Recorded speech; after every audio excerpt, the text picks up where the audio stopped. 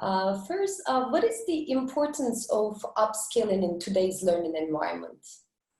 Well, I think that first of all, the best thing to understand about the way knowledge and skill works in the contemporary world is that the skill requirements for any kind of work improve dramatically over time.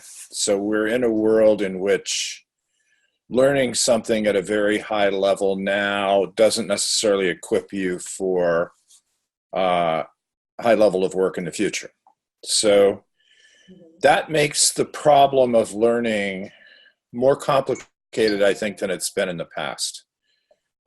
Because in the past, you could be assured that if you mastered a certain amount of knowledge and skill, there would be some place for you in the workforce. Right. So now the emphasis is going to be more on learning to learn. Mm-hmm. And that means that you have to be in control of your own understanding of what's next in your life and in your career. Yeah. And what that means in terms of the neuroscience is that if you think of the brain as memory is back here, the emotional and affective part is buried down here on the brain stem in the back, and the frontal part of the brain is where something called executive function resides.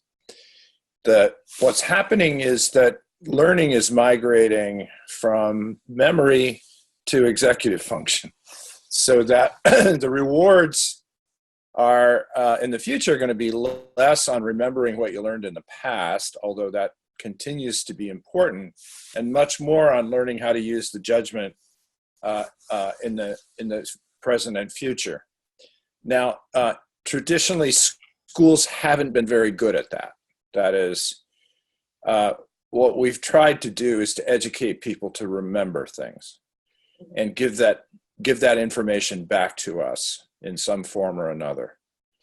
What is going to become important in the future is teaching people how to exercise judgment and understand their own dispositions and needs as learners, and actually seek out learning that helps them improve.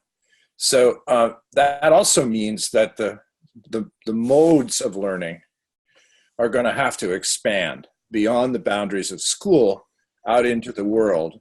And they've already started to do that. So the issue is less, are there going to be multiple modes where people can learn things, and more about how do we teach people how to use those modes of learning productively for themselves. Mm-hmm.